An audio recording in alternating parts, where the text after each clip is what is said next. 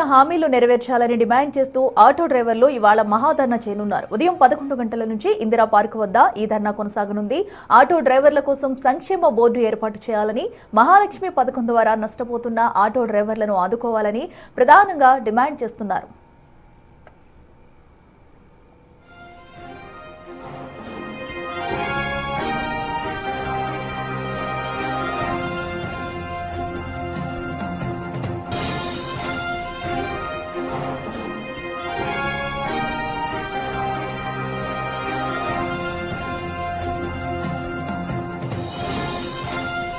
మహాలక్ష్మి పథకం కారణంగా నష్టపోయిన తమకు ఏడాదికి 12,000 రూపాయల పరిహారంతో పాటు నెలకు 5,000 చొప్పున ఆర్థిక సాయం అందించాలని, ఆటోలకు థర్డ్ పార్టీ ఇన్సూరెన్స్ ప్రభుత్వం భరించాలని, గత 14 ఏళ్లుగా ఆటో మీటర్ ఛార్జీలు పెంచలేదని, ఈ ధరలు పెంచాలని డిమాండ్ చేస్తున్నారు. ఓలా, ఊబర్, ర్యాపిడో లాంటి బైక్ టాక్సీల కారణంగా తాము నష్టపోతున్నామని, వాటిని నిషేధించాలని కోరుతున్నారు. ఈ ధర్నాలో దాదాపు 6.5 లక్షల మంది ఆటో డ్రైవర్లు పాల్గొంటున్నట్లు ఆటో డ్రైవర్ల యూనియన్లు ప్రకటించాయి.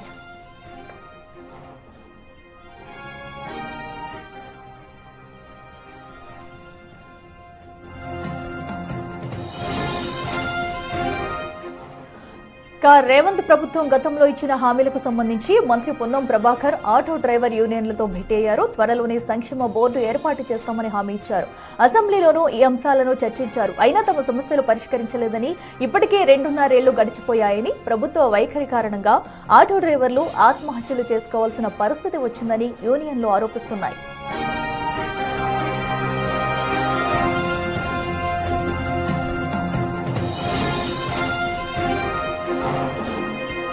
మరోవైపు ఈ హామీల అమలుకు విధి విధానాలు ఖరారు చేయాల్సి ఉందని, పథకాల అమలుకు అర్హత ప్రాతిపదికన నిర్ణయించాల్సి ఉందని ప్రభుత్వ వర్గాలు చెబుతున్నాయి. ఇక మరింత సమాచారం మా ప్రతినిధి విజయ్ లైవ్ లో అందిస్తారు.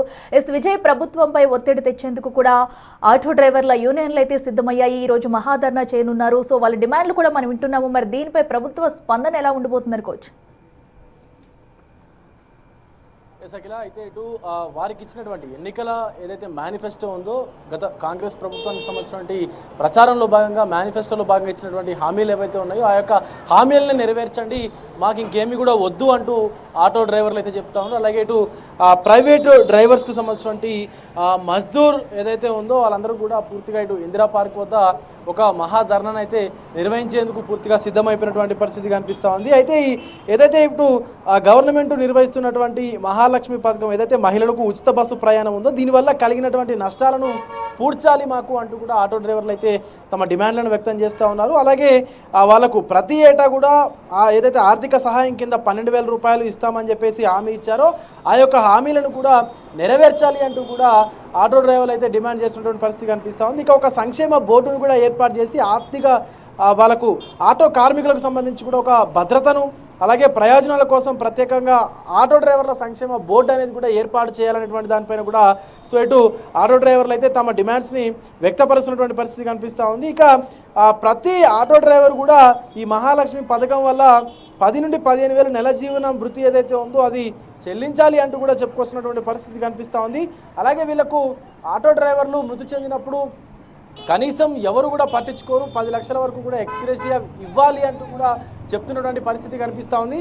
అండ్ అలాగే ప్రతి వాళ్ళ నెలకి ఇంట్లో ఏదైతే వాళ్ళకి సంబంధించినటువంటి ఖర్చులు ఉంటాయో దానికి సంబంధించి కూడా ప్రభుత్వం ఇస్తున్నటువంటి అన్ని పథకాలకు కూడా తమని అర్హులుగా చూడాలి అంటూ కూడా ఆటో డ్రైవర్లు చెప్పుకొస్తున్నటువంటి పరిస్థితి కనిపిస్తుంది.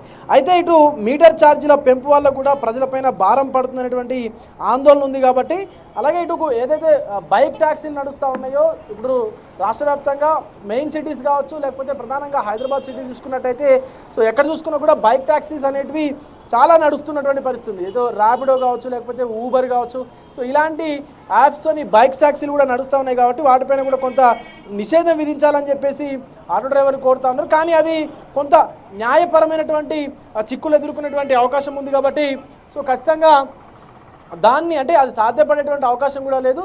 కొంతమంది ఆటో డ్రైవర్లు ఇతర డ్రైవర్ మిత్రులను మాట్లాడేటువంటి ప్రయత్నం చేద్దాం. అన్న, ఇది మహాధరణ చేస్తూ ఉన్నారు, దీనికి సంబంధించి ఏంది అసలు మీ డిమాండ్ లేదు?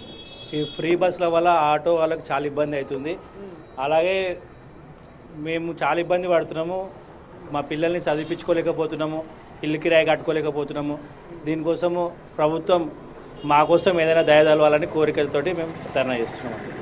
అంటే ఇప్పుడు గత ఎన్నికల మేనిఫెస్టోలో కూడా 12,000 మీకు ఏటా ఇస్తాము అని చెప్పేసి కాంగ్రెస్ గవర్నమెంట్ చెప్పింది, అది కూడా ఇవ్వాలి అంటూ చెప్తున్నారు మీరు. సో అది సాధ్యపడదంటూ కూడా కొంత గవర్నమెంట్ చెప్పుకొస్తుంది. మేము గవర్నమెంట్ని అదే కోరుతున్నాం, మాలాంటి ఆటో డ్రైవర్లను కూడా పట్టించుకోవాలి. ఎందుకంటే మేము పొద్దున్న లేచి సాయంత్రం వరకు ఆటో నడిపించుకొని బతుకుతాం, మాకు ఇంకా వేరే ఉపాధి లేదు. మా పిల్లల్ని గవర్నమెంట్ స్కూల్ పంపిస్తున్నాం, దేనికంటే మా పిల్లలు తిండికే ఇబ్బంది పడుతున్నారు. ప్రభుత్వం ఏంటంటే ఈ ఫ్రీ బస్ తీసేయాలని మా కోరిక.